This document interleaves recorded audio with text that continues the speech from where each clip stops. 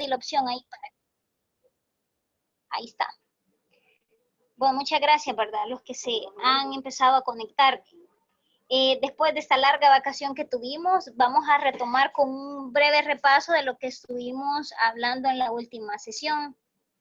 Estamos en el tema de abordaje psicoterapéutico adolescentes. Se recuerdan, estuvimos viendo la dinámica cerebral, la dinámica social, la dinámica emocional, que es la que está atravesando el adolescente, y hablamos de la importancia de abordarlo integralmente, o sea, de no centrarnos solo en una área. Nos dimos cuenta, digamos, biológicamente, la dificultad que ellos tienen para poder tener, digamos, el control, el nivel de racionalización que nosotros llegamos a tener como adultos. Los conflictos, el conflicto entre dejar la etapa infantil y enfrentarse a todos estos nuevos cambios. Hablamos de las tormentas hormonales a las que se están enfrentando. La independencia que la tienen, digamos, ya de frente, el miedo al fracaso, pero también la necesidad de pertenecer a un nuevo grupo, los miedos que surgen en cuanto al encajar en ciertas áreas con ciertos amigos. Entonces, todas esas situaciones hacen de que nosotros como profesionales, digamos, bueno, la forma de abordaje entonces debe de ser más integral y no solo centrarnos, por ejemplo, solo en la conducta o en sus reacciones emocionales o en cómo está procesando la información, sino que nos vamos a centrar en todas las áreas. Dijimos que también mencionamos la importancia de que los padres de familia participen. Yo les decía de que de nada nos sirve que nosotros estemos llevando un abordaje terapéutico y el refuerzo, digamos, negativo se encuentre en el hogar, o por otra parte que todo el trabajo que nosotros estamos realizando con ellos se pueda ver como, digámoslo de alguna forma, menoscabado por lo que la familia puede llegar a hacer. En este caso puede ser el cuidador principal, su papá, su mamá. Siempre en las evaluaciones que vamos a hacer, vamos a detectar cuál es la persona, el familiar con el que mayor tiempo se relaciona, y ese lo vamos a involucrar dentro de la terapia. ¿Cómo dijimos que lo íbamos a involucrar? En la primera sesión hablamos, siempre va a ser importante que esté presente con nosotros, tomando en cuenta de lo que hablábamos y decíamos que según la Organización Mundial de la Salud, la edad de la adolescencia está entre los 10 y los 18 años de edad. Entonces vamos a considerar en la primera sesión siempre estar con el familiar, con el que nosotros vamos a identificar que es el principal, su cuidador principal, y en las sesiones posteriores, luego de haber identificado cuál es la problemática o cuál es la situación por la que el adolescente está consultando con nosotros, vamos a determinar en qué momento vamos a trabajar solo con el adolescente, y paralelamente vamos a estar llevando, digamos, el seguimiento con el padre de familia. Lo importante acá es de que lo que se trabaja en la sesión, pues, tenga un seguimiento y que nosotros podamos ir midiendo el desarrollo que va a tener desde que inicia, cuando vayamos a la mitad de las sesiones y al finalizar. La actividad que les dejé la vez anterior era un caso de un adolescente, y eso se las dejé con la finalidad de que hicieran como una pequeña investigación o un repaso, digamos, sobre el enfoque cognitivo-conductual y de Beck, en este caso, digamos que es el más común que se usa, y el de la terapia racional emotiva conductual de Ellis. Entonces, todo eso con la finalidad de ver la forma en la que íbamos a abordar. Yo les dije, no vamos a diagnosticar, no vamos a elaborar un plan de tratamiento, sino lo que yo quiero ver es cómo ustedes, de acuerdo a lo que hablamos en la sesión anterior, cuál sería la forma en la que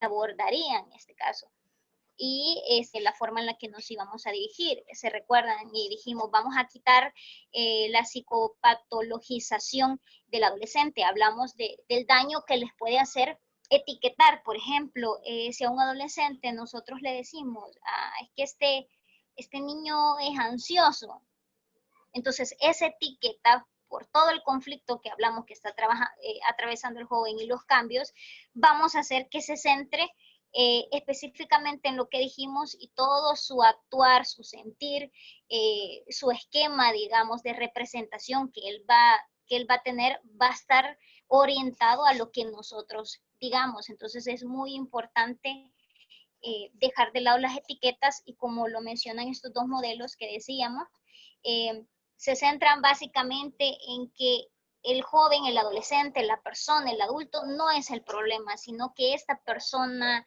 niño, adolescente, tiene un problema.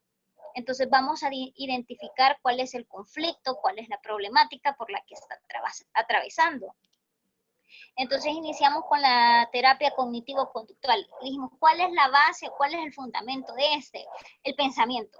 Y se recuerdan desde que estuvimos abordando, y nos sirvió mucho cuando trabajamos en programación neurolingüística, vimos que esta retoma muchos postulados y muchas técnicas de este modelo de programas, de la cognitivo-conductual. Entonces lo esencial es el pensamiento. Y vamos a darnos cuenta entonces en el joven qué es lo que está, digamos, ocurriendo a nivel de su psiquismo, es decir, cómo él está interpretando la vida.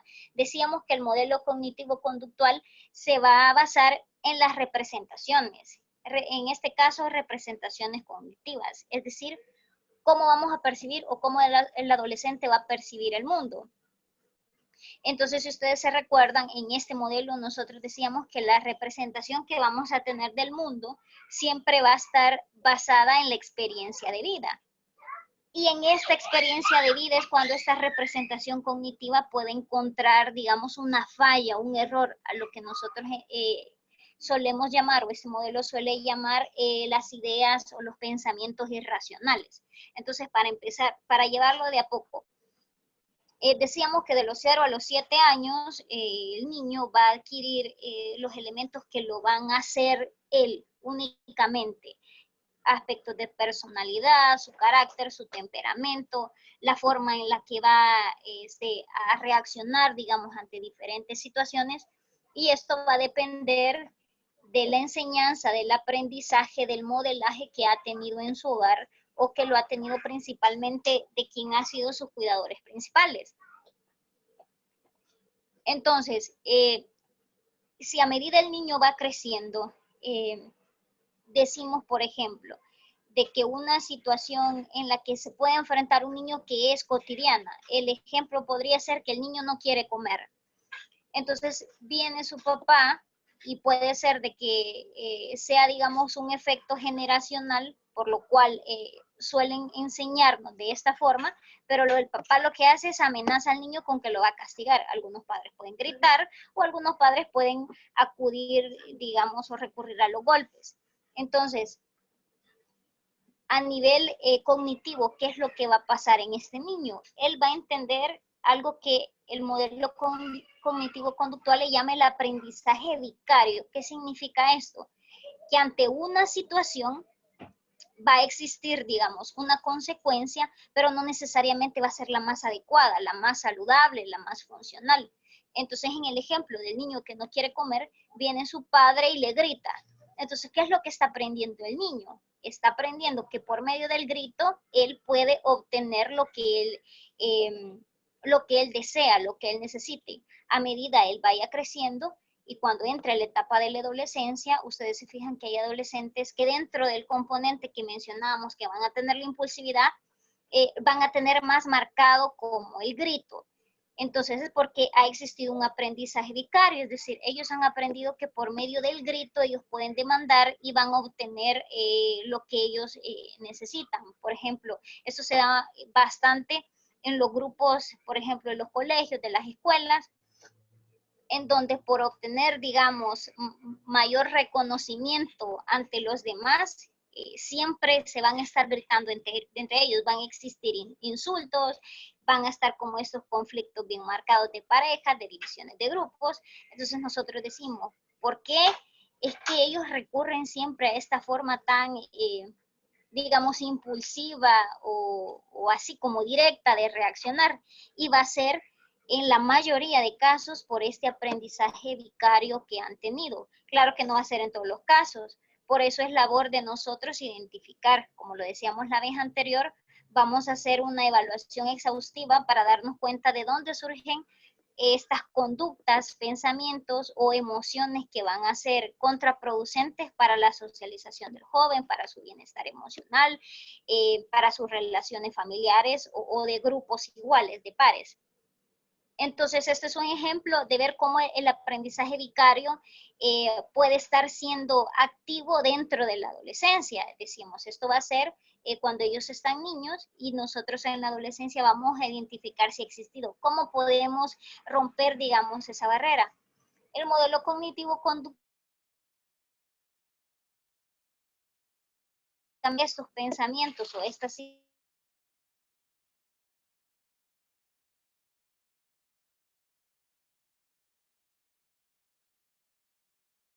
ideas irracionales y las vamos a sustituir por pensamientos o ideas que vayan a ser más. Otro énfasis, positivismo. Hay muchas corrientes mal, si piensas que todo te va a salir mal, tenés que tener pensamientos más positivos. Tenés que decir, yo sí puedo, yo lo voy a hacer, lo voy a lograr. Y decíamos el error grave en el que estamos cayendo al asegurar esto, porque nosotros, y es importante que dentro de los esquemas que manejamos respecto a nosotros, a cómo nos vemos, es que vamos a identificar limitantes, vamos a mantener una óptica o una imagen real de la situación.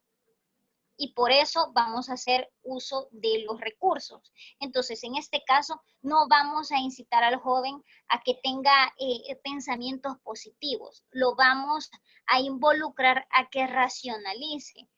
Ya vamos a poner un ejemplo más práctico de eso para darme a comprender mejor. Entonces decíamos, dejar de lado el positivismo. El positivismo no nos va a ayudar, puede ser contraproducente, incluso puede llevarnos a intensificar el cuadro que pueda estar manejando el joven. Si tenemos a una persona, a un joven que está manifestando fuertes rasgos o síntomas de ansiedad, con este positivismo que nosotros vamos a estar tratando de sembrarle, podemos generar de que los niveles de ansiedad suban. Digamos, al encontrarse en la situación que nosotros le dijimos, no, aventate, lo vas a hacer, todo lo puedes hacer, solo mantener tu mente positiva, y al darse cuenta que no lo puede hacer, entonces lo único que vamos a generar es que el nivel de ansiedad se incremente. Entonces, ¿cuál es la forma en la que vamos a racionalizar? La forma en la que vamos a abordar, de acuerdo al modelo cognitivo-conductual, es, bueno, de hecho yo les voy a mandar unas investigaciones en donde este modelo es el que más efectividad ha tenido en el abordaje con jóvenes, en el abordaje entre relaciones interpersonales, cuando existen problemas de adicciones. Entonces les voy a enviar ese documento para que ustedes vean y se den cuenta de la base científica que tiene esto de lo que estamos hablando. Entonces decimos, ¿cómo vamos a hacer racionalizar al joven? Y esto también es muy importante porque recuérdense que consideramos adolescente desde los 10 años y hay que considerar que vienen saliendo de la etapa donde son concretos. Es decir, con un niño no vamos a lograr mayor profundidad en cuanto a la racionalización de sus pensamientos. Por ejemplo, si un niño está teniendo pesadillas, y ese es su problema principal, cuando él entre a los 10 años, posiblemente va a existir la problemática y vamos a tratar de utilizar un lenguaje que vaya de acuerdo a la etapa en la que él se encuentra. En este momento no le vamos a hablar como tal de las distorsiones cognitivas que existen porque posiblemente no se las van a comprender. Entonces, en esta etapa es muy importante que tomemos en cuenta las analogías. Dentro del abordaje infantil se trabaja mucho con los cuentos, con las terapias lúdicas, con el juego, con todas estas dinámicas con el fin de darnos a comprender. Entonces, cuando tenemos un adolescente que ya hablamos que se está enfrentando, digamos, al salir de la niñez y a darse cuenta de que están existiendo en él cambios que son físicos, que son notorios, cambios hormonales, lo que hablábamos de toda la dinámica que ocurre a nivel cerebral. Entonces vamos a tratar de adecuarnos al nivel en el que se encuentra. Por ejemplo, si tenemos un niño de 11 años, lo que hablábamos, y está teniendo pesadillas, en este caso, ¿cómo vamos a tratar de racionalizar con él la situación que está atravesando? Y aquí es muy importante porque decíamos, el aprendizaje que vamos a tener de niños, porque los niños suelen tener pesadillas. Entonces, la información que nosotros tenemos en nuestro cerebro va a ser la explicación más próxima que le vamos a dar a cualquier suceso que se nos presente. Por ejemplo, un niño ve una forma de un hombre en la oscuridad que lo está viendo, posiblemente un monstruo que se hace cada vez más y más grande, pero cuando enciende la luz se da cuenta que es una pila de ropa sucia la que está ahí, o puede ser cualquier otro objeto, un mueble. Entonces, pero el niño, antes de darse cuenta lo que era realmente, empieza a sufrir estas crisis de ansiedad, todos estos síntomas, el miedo que de por sí ya tienen. Entonces, probablemente este niño va a tener dificultad para dormir, todos sus sueños van a estar, su contenido onírico va a estar relacionado a las pesadillas y a todo lo que tenga que ver con algo que le produzca temor. Pero ahora, ¿qué es lo que a mí como terapeuta me da la pauta para decir, esto es lo que está ocurriendo con este niño? Es que dentro de la evaluación nos vamos a dar cuenta cuál es la experiencia que tiene el niño, es decir, cuál es la información que él tiene almacenada dentro de él, porque esta información que tenga almacenada es la que va a tener inmediatamente para darle respuesta, como yo les decía, a un suceso. Entonces, digamos que este niño recientemente vio una película de miedo escondida de sus papás, porque es común que en esas edades los padres se prohíban, digamos, cierto contenido a los niños, y que está muy bien hacerlo. Entonces, viene el niño y la ve de escondidas. Entonces, él va a tener esa información almacenada. Cuando vea diferente situación, por ejemplo, un animal pasó en el techo, hizo ruido, él lo va a asociar con algo terrorífico, con algo que vio en el contenido. Y es ahí donde nosotros nos vamos a dar cuenta que la interpretación que él está teniendo actualmente de la realidad va a estar basada en una experiencia que tiene que ver con el contenido que ha almacenado entre su cerebro, es decir, con su memoria, que es lo que tiene el niño ahí. Y es muy importante darnos cuenta de esto. Entonces, ¿cómo vamos a hacerle ver a un adolescente que ese contenido, eso que él ha almacenado, es irreal? Y se recuerdan, aquí hablamos de las creencias, cuando una creencia va a ser tan fuerte que ni siquiera mostrarle pruebas científicas van a hacer que esa persona cambie su creencia. Y entonces viene el modelo cognitivo-conductual, y es lo que retoma la programación neurolingüística, va a aplicar técnicas de abordaje. En este caso, una de las técnicas más comunes y que retoma la PNL es cuando hablamos de las relajaciones progresivas, de la desensibilización progresiva, de las exposiciones, del flooding. Todas estas técnicas nos van a servir en este caso para trabajar con estos terrores que puedan estar teniendo estos adolescentes.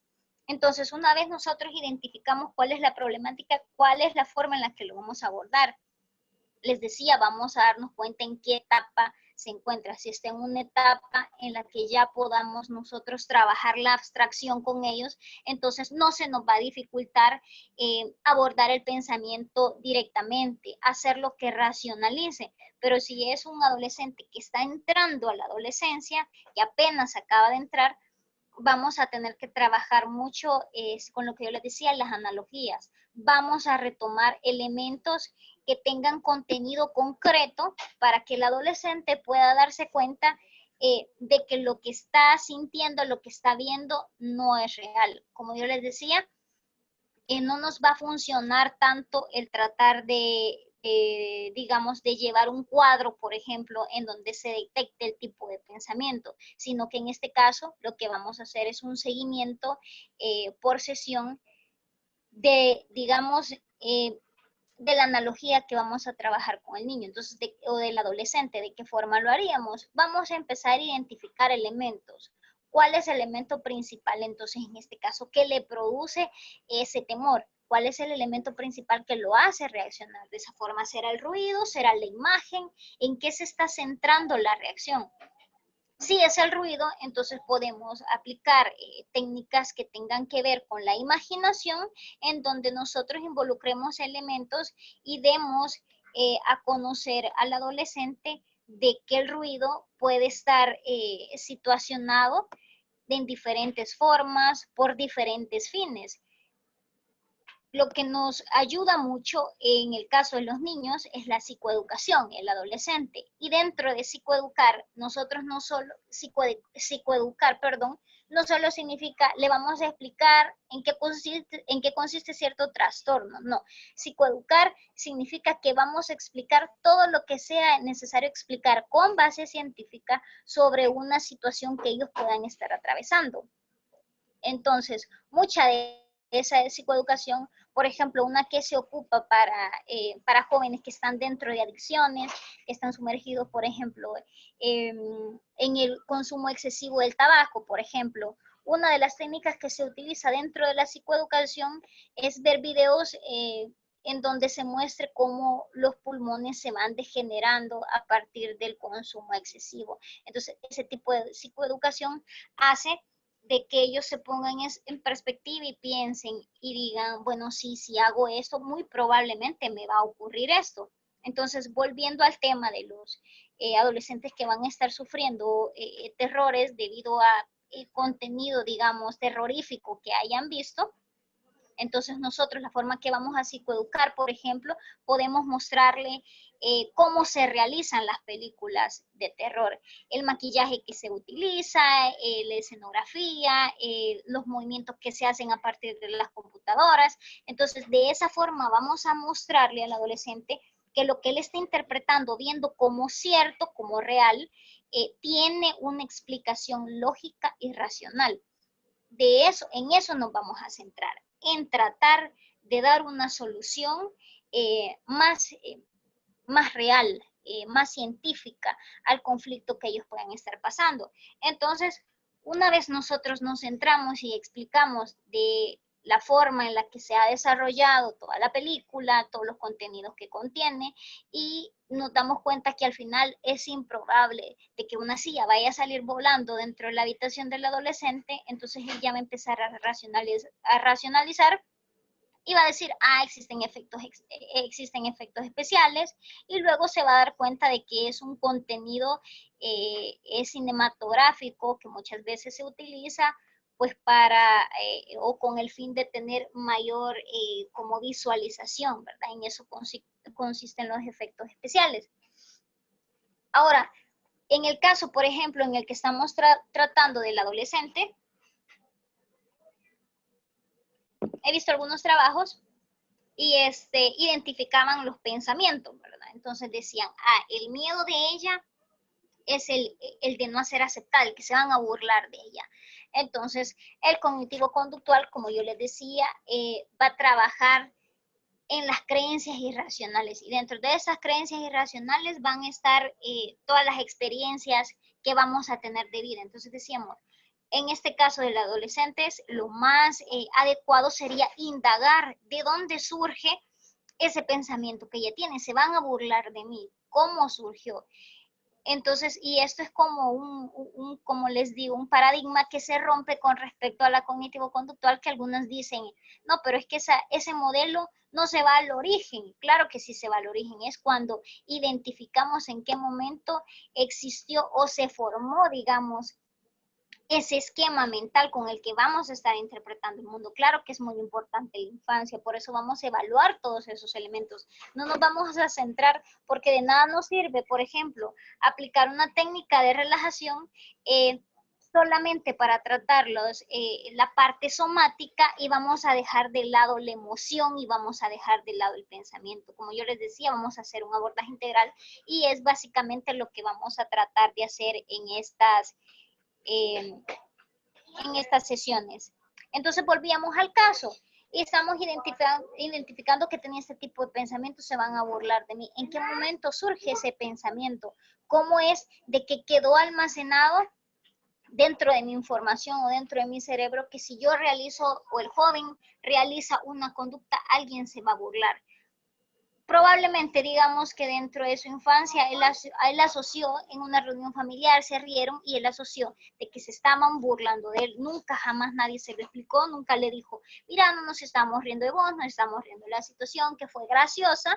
Entonces ahí es donde nosotros mismos como padres por no hablar, por no explicar, por no sentarnos y dialogar con ellos, dejamos que ellos vayan creciendo y muchas veces no nos damos cuenta de toda la información que dejamos ahí almacenada y que va a surgir dentro de comportamientos futuros. Entonces, ¿cómo vamos a trabajar esa forma? Vamos a identificar primero la distorsión, en dónde se encuentra, y vamos a tratar ahí, a partir de ahí, de racionalizar. ¿Cuáles son las posibles razones por las que alguien se pueda reír por cuando estamos en grupo? Vamos a darle a ver a este paciente o a la persona o al joven de cuáles son las posibles situaciones en las que alguien se va a reír en grupo. Y ahí es donde viene otra de las distorsiones que más adelante se conocen como las ideas irracionales, que retoma la terapia racional emotiva conductual. Cuando habla de las ideas irracionales, luego las describe, y es donde se habla de la sobregeneralización, de la polarización. Más adelante vamos a ir hablando de cada una de ellas. Entonces, cuando nosotros identificamos cuál es la idea irracional que está teniendo, vamos a brindarle, digamos, un esquema en donde le vamos a dar las opciones para que él nos indique cuáles serían las formas más comunes, por ejemplo, por las que alguien se podría reír en una situación.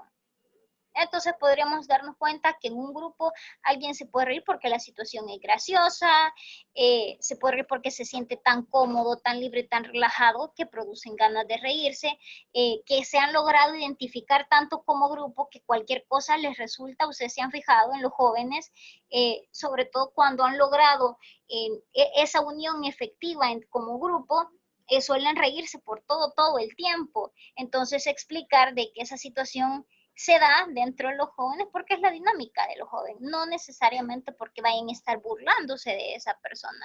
Y ahí es muy importante el abordaje de nosotros, porque cuando logremos racionalizar esa idea distorsionada, entonces van a empezar a disminuir los síntomas que producen ansiedad, el pensamiento va a empezar a cambiar, la conducta va a ser diferente, su comportamiento se va a notar pues con una mejora. Ya están quedando 10 minutos, menos de 10 minutos para que sea el primer corte.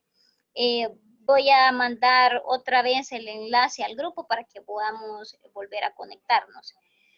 Entonces, básicamente, en la terapia cognitivo-conductual nos vamos a centrar en el pensamiento y en la conducta. Dijimos que en la parte de la cognición van a existir actividades que nosotros vamos a llegar a realizar con ellos, pero para hacer esas actividades, primero vamos a hacer la evaluación cognitiva. En este caso, cómo está el pensamiento, cuáles son sus ideas irracionales, con referente a qué tipo de situaciones, y conductual porque vamos a ver en qué forma de su comportamiento esto le va a afectar. Por ejemplo, miramos en el caso que del adolescente, que era lo que le dificultaba hacer relacionarse con el grupo, lo cual le generaba una fobia social, es decir, el miedo, digamos, o el rechazo a involucrarme con mi grupo de iguales o con otro grupo de personas. Entonces, una vez, de acuerdo a este modelo, nosotros cambiemos ese tipo de esquemas o de representaciones que estamos teniendo, de acuerdo a cómo interpretamos la vida, entonces el comportamiento, la conducta va a cambiar. Vamos a ver entonces poco a poco que la persona, el adolescente, se va a ir involucrando más con las actividades, se va a ir involucrando más con las actividades de grupo. Debemos entender también que el cambio no va a ser de un momento para otro. Otra de las características que se tiene bajo el abordaje de este modelo es la planificación. Una vez nosotros tenemos dentro de la primera evaluación el joven con su cuidador y hacemos nuestra evaluación, vamos entonces a llegar a tener una posible impresión diagnóstica, y esta la vamos a sacar a partir de ver cómo está funcionando, digamos, a nivel cognitivo el joven, cuál es el nivel de insight que va a tener. ¿Por qué hablamos que es importante el nivel de insight? Porque este entonces nos va a arrojar el panorama de cómo vamos a trabajar con él. Para que un paciente logre ser paciente, nosotros, y esto aplica tanto en adolescentes, adultos mayores, debe tener un mínimo de insight. ¿Qué significa eso? Que debe de tener la capacidad de diferenciar voy a usar esta palabra con el fin de darnos a entender, de poder diferenciar qué es el bien y qué es el mal. Pero lo estamos hablando en un sentido estricto a nivel personal. Es decir, la persona debe de darse cuenta qué situaciones le perjudican o van a perjudicar a los demás, o qué situaciones le van a hacer más favorable relacionarse con los demás, o qué situaciones van a ser más favorables para que él se relacione. A eso nos referimos cuando yo les digo debe hacer diferencia entre el bien y el mal. Debe de darse cuenta entonces en qué momento va a elegir ciertas situaciones. Si no es capaz de darse cuenta, por ejemplo, a veces vamos a tener personas de que van a llegar, por ejemplo, a golpear a alguien y no van a ser capaces de darse cuenta de que eso va a tener una consecuencia negativa, que eso que realizó es algo que no puede ser aceptable, entonces esa persona pues definitivamente no puede ser paciente de nosotros. ¿Y eso por qué? Porque no va a tener ni siquiera el nivel mínimo de insight, no vamos a poder trabajar con él, no vamos a poder irlo guiando para que elija las opciones que sean más favorables, en el sentido de que no vaya a lastimarse él, que no vaya a lastimar a otros, que no vaya a perjudicarse, ni a boicotearse, ni que lo vaya a hacer con otras personas. Entonces eso es muy importante. Vamos a ver el nivel de insight que vaya a tener el joven, vamos a ver cómo está a nivel cognitivo, vamos a identificar los pensamientos que están funcionando, cómo es la interpretación que él va a estar teniendo de la vida, y vamos a ver cómo está a nivel comportamental. Vamos a ver cómo todo esto anterior que hablamos está afectando dentro de su comportamiento, y por lo tanto dentro de sus emociones. ¿Qué es lo que puede surgir si nosotros no abordamos esto de la manera integral que se debe, o cómo se debe abordar? Pues vamos a tener a un joven que definitivamente pues no nos va a llegar a avanzar. Entonces, hasta aquí sería, digamos, el pequeño repaso y la introducción de cuando hablamos de la cognitivo-conductual, para que nos vaya quedando claro, ¿verdad? Con respecto al abordaje que nosotros hacíamos del caso, hay personas que solamente se quedaron con el abordaje cognitivo-conductual. Yo les decía también que íbamos a involucrar el racional emotivo, para ver cuáles son las pocas diferencias, porque existen pocas diferencias dentro del abordaje, pero sin embargo existen. Entonces vamos a hacer esa diferenciación de en qué momento vamos a ocupar cierto modelo y por qué lo vamos a ocupar y con qué finalidad. Estos dos, ambos modelos son muy efectivos. Como yo les decía, les voy a enviar el resultado, el documento donde están los resultados de investigaciones que se han hecho y donde se respalda pues la efectividad de estos modelos al momento de trabajar con jóvenes. Ahora entonces iniciamos con la terapia racional emotiva. Y esto yo les decía, va a ser mucho énfasis en las ideas irracionales. El modelo anterior nos llama mucho digamos, a un trabajo documental dentro de cada sesión. ¿Cómo es esta forma? Vamos a ir documentando el avance. El paciente debe de ir documentando su avance. Una vez el joven identifica cuál es el pensamiento irracional, vamos a racionalizarlo y vamos a ver cómo va el avance de ese pensamiento. Por ejemplo, en el caso de la señorita que mirábamos, uno de los pensamientos irracional podría ser la sobregeneralización que va a tener acerca de una situación. Por ejemplo, si alguien se va a reír o todos se van a reír de ella. Entonces, luego que nosotros mostramos las diferentes situaciones, ella va a ir documentando en una especie de diario que vamos a armar junto con ella, en donde cada sesión se va a revisar. Una de las características que tienen estos modelos es que siempre se va a hacer un repaso de lo anterior que se vio, y no se puede adelantar o no se puede avanzar hacia la siguiente sesión si no se ha completado la actividad anterior. Por ejemplo, en cómo vamos a cambiar este pensamiento, cómo voy a empezar yo a acercarme más a la gente, cómo va a empezar el joven a tratar de socializar con pequeños pasos, ¿verdad? Entonces va a ir documentando. Por ejemplo, en esta semana mi pensamiento no va a ser el que esta persona se va a reír de mí, sino que va a ser que voy a tratar de acercarme a esta persona, a tratar de entablar una conversación, y me voy a dar cuenta de que esta persona es completamente diferente a mí, que va a tener sus propios sentimientos, sus propias ideas, y va a documentar entonces en este caso cuál fue el pensamiento al momento que se acercó a esta persona, cuál fue su pensamiento, cuál fue su reacción fisiológica y cuál fue su, digamos, su emoción, cuál fue el sentimiento que apareció en ese momento. Una vez el adolescente anota pues estos avances, a la siguiente sesión es lo que vamos a revisar. Y de acuerdo a lo que vayamos revisando, nos vamos a dar cuenta si efectivamente estamos teniendo un avance o no. Entonces, esto es muy importante porque el avance nosotros mismos vamos a ir siendo parte de él. Como yo les decía, no podemos avanzar a la siguiente sesión sin que la anterior haya tenido como una respuesta favorable dentro de la actividad que hemos dejado. A eso se le llaman las tareas y se va a trabajar con el joven